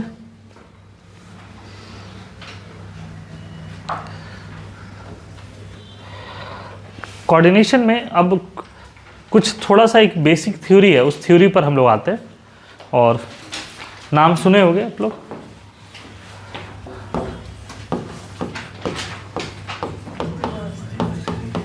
नाम सुने हो? इसका पूरा नाम क्या था? Alfred Warner. अल्फ्रेड वार्नर, इनको फादर ऑफ कोऑर्डिनेशन केमिस्ट्री भी कहते हैं। अल्फ्रेड है ना, क्या हुआ? ठीक है, अल्फ्रेड नोबेल भी होता है, नोबेल पुरस्कार एक होता है ना। वार्नर का स्पेलिंग गलत है लेकिन वहाँ पर डेविड वार्नर का स्पेलिंग देखना वहाँ पर। हाँ ठीक है, क्या है ये, इसको कहते हैं वार्नर्स थ्योरी कह रहे हैं। वार्नर्स थ्योरी, अल्फ्रेड वार्नर भी, अल्फ्रेड नोबेल भी नाम था। ये जो नोबेल पुरस्कार मिलते हैं ना, तो वो किन के नाम से मिलते हैं? अल्फ्रेड नोबेल नाम था उनका। ये अल्फ्रेड वार्नर लिखो, he is also known as father of coordination chemistry. Father of क्यों? क्योंकि भाई सबसे पहले थ्योरी यही दिया था। केमिस्ट्री में सबसे बड़े आदमी यही है, father of coordination chemistry. Dalton's को सबसे बड़ा माना जाता है, उसके बाद लेवोइजर को माना जाता है। Dalton is known as father of classical chemistry and Lavoisier को माना जाता है मॉडर्न केमिस्ट्री। क्योंकि नील बोर और डी ब्रॉगली और हाइजेनबर्ग ये सब तो फिजिक्स में भी घुस गए ना, फिजिक्स में भी चले गए, इसलिए उसको हम लोग इज्जत नहीं करते हैं।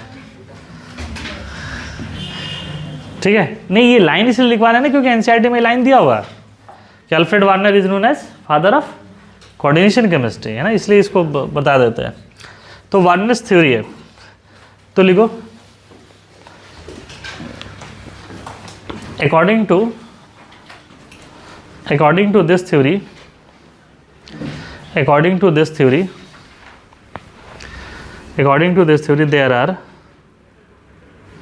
there are two types of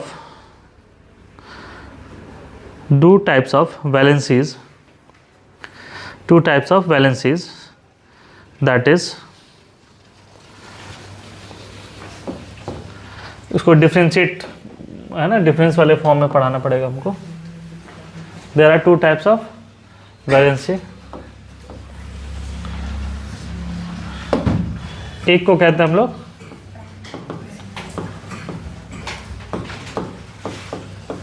primary valency PV, second one is secondary valency. ये स्कूल में आता है कि एक्सप्लेन वार्नर्स थ्योरी, +2 में भी पूछा जाता है, difference between primary valency and secondary valency.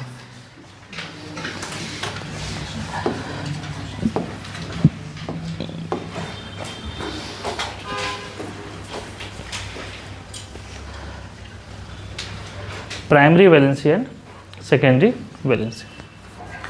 Primary valency जो है ये किसके बारे में बताता है, बताओ?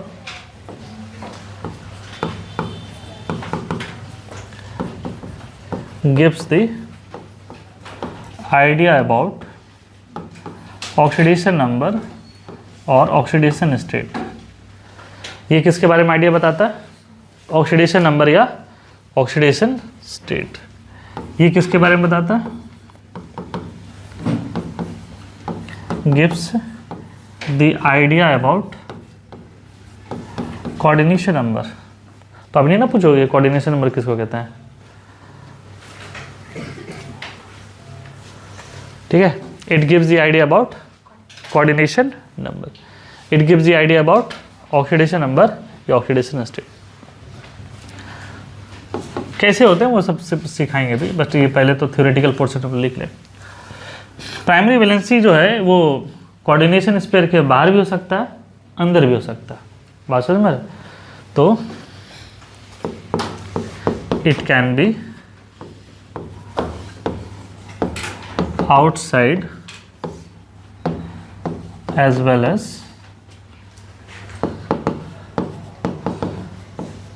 Inside the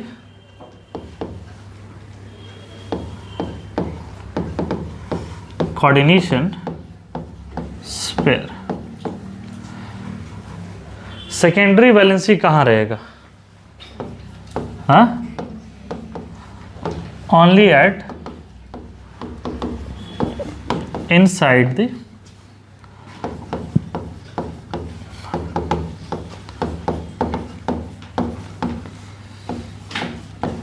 sphere.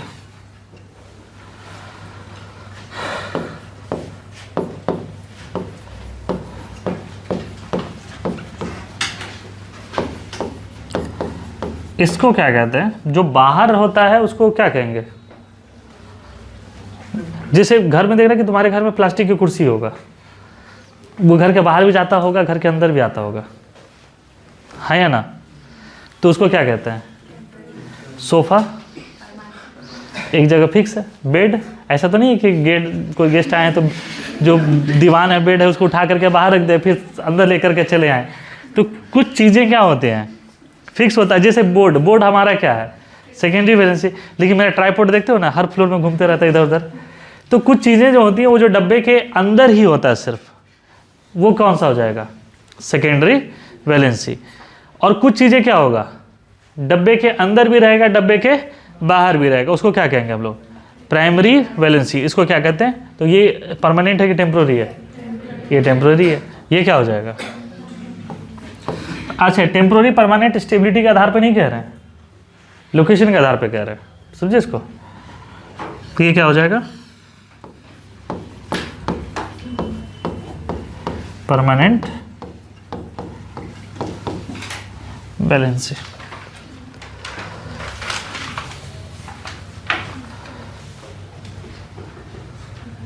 Primary secondary समझ में आ गया?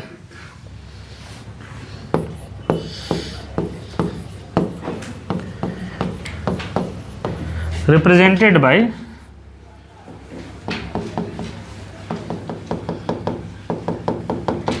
ठीक है डिसकंटिन्यूअस लाइन, है ना, डॉट डॉट डॉट, इस तरीके से उसको रिप्रेजेंट करते हैं।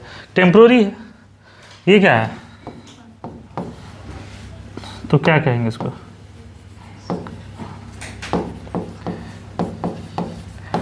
रिप्रेजेंटेड बाय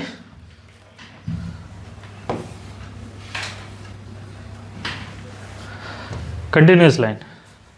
परमानेंट है तो उसको कैसे रिप्रेजेंट करेंगे?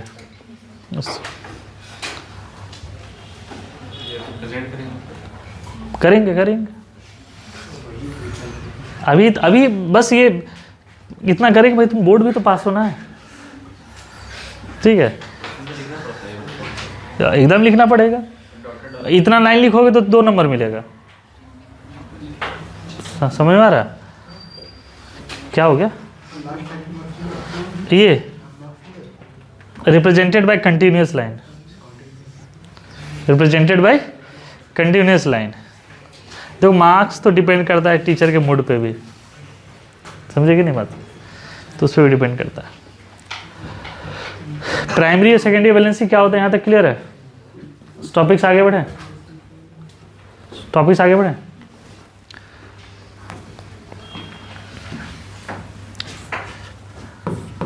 कोबाल्ट है, NH3 है, 6 है।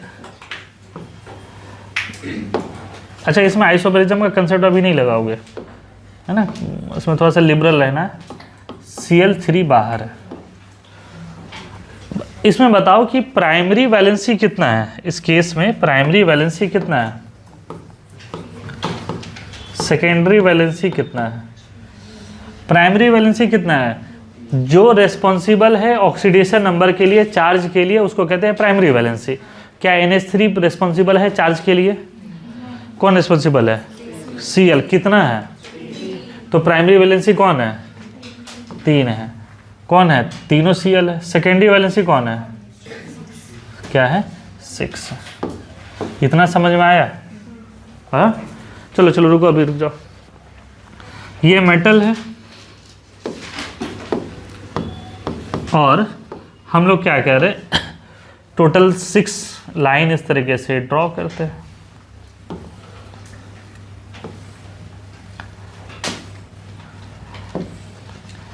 ये 6 के 6 क्या हो गए?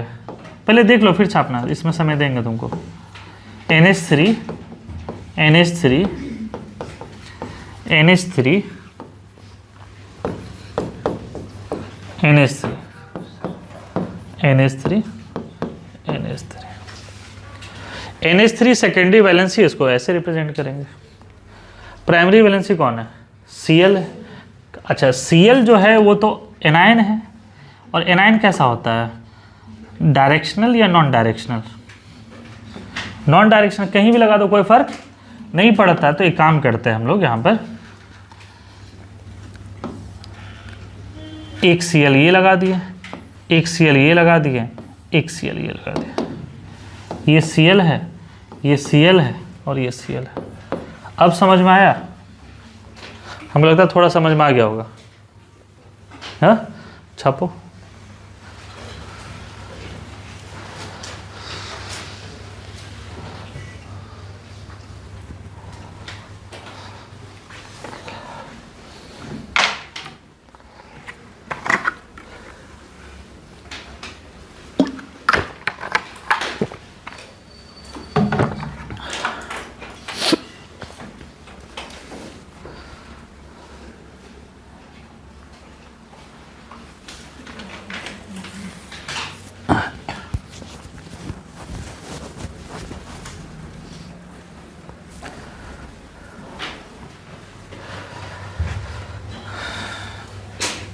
जो इसको बना लिए हैं वो इसको बनाएं।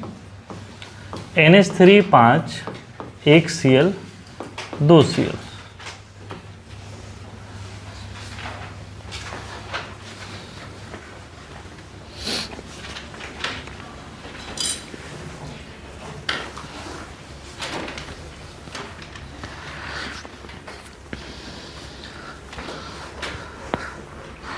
कल भी क्लास होना चाहिए आप लोग का ना?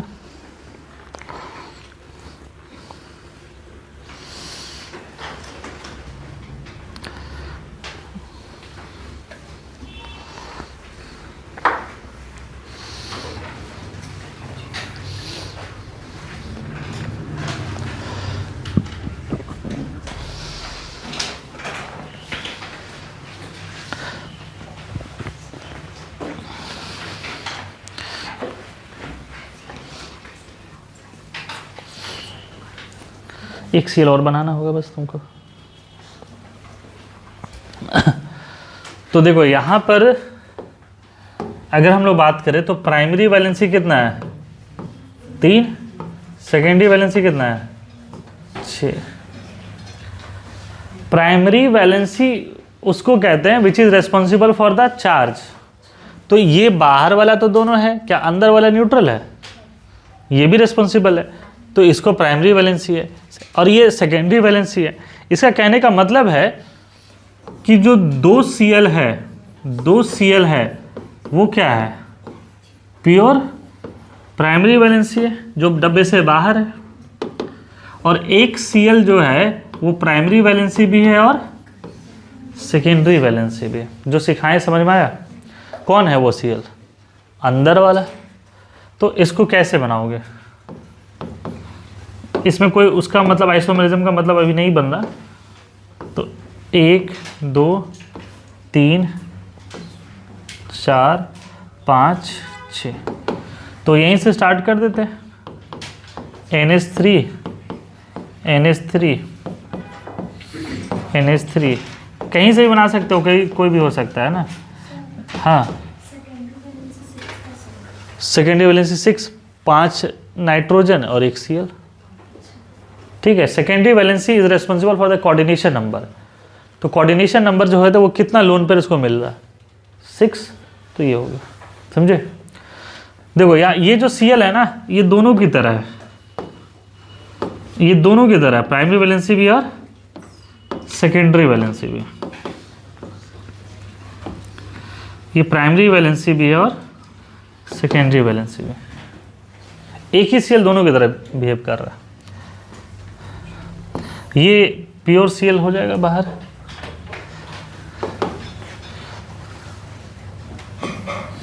अच्छा, कोई ज़रूरी नहीं है कि सर हम यहीं दूर पे बनाएं, बगल में बना सकते हैं, क्योंकि ये तो नॉन डायरेक्शनल होते हैं। तो ये हो जाएगा Cl और एक हो जाएगा ये Cl।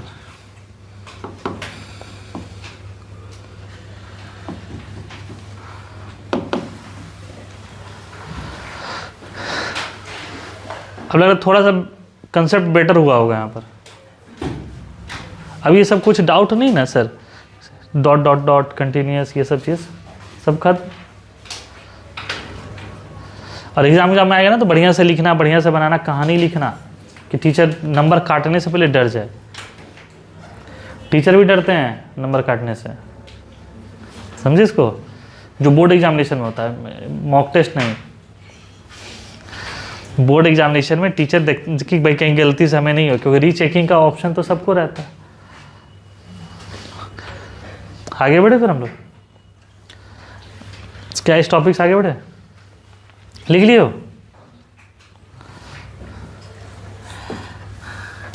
कोबाल्ट है, NH3 4 है, Cl है, Cl है, तुमको बनाना ये सब। कोबाल्ट है, NH3 है, Cl है, तुमको बनाना ये दोनों। हमको लगता है बना लोगे।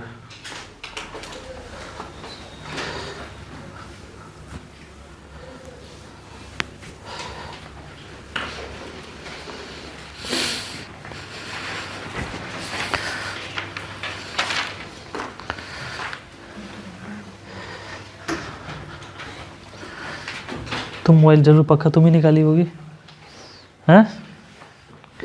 बहुत दिक्कत है तुम्हारा।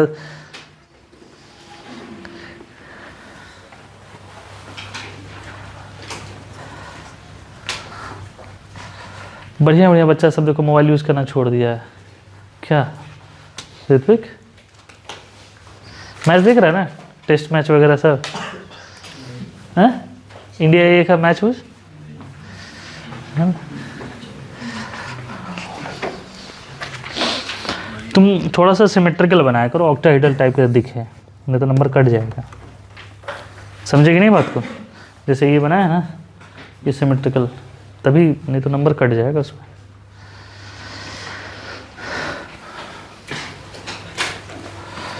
डायरेक्ट आंसर बना दे।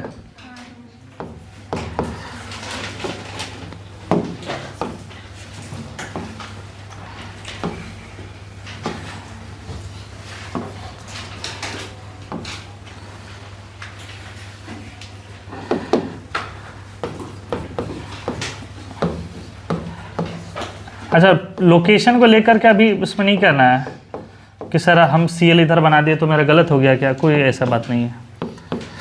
अंदर का जो दोनों CL है वो किसकी तरह बिहेव कर रहा है, प्राइमरी वैलेंसी और सेकेंडरी वैलेंसी दोनों की तरह, ठीक है। तो ये इधर की तरफ भी हो जाएगा और इधर की तरफ भी हो जाएगा। एक कहाँ चला जाएगा, इधर की तरफ। कुछ समझ में आया? यही है ना, उधर वाले पर तो तीनों एक ही जगह रहेंगे, सब कहीं भी होगा, बोलो कहीं भी कर दे। तो ये कुछ इस तरीके का,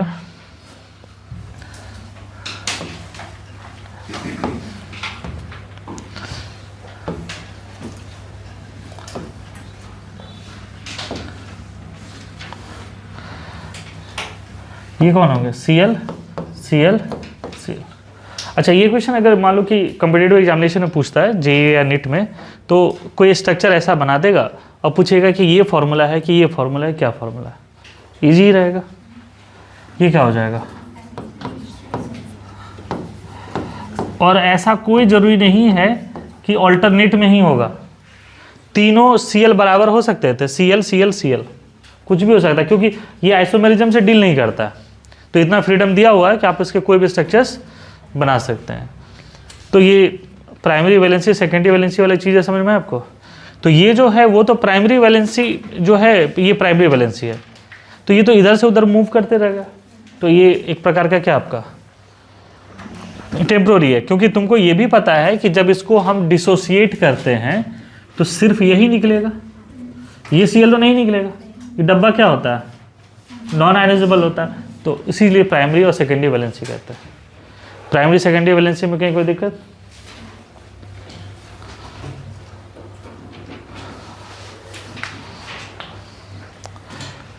लिख लिया इसको,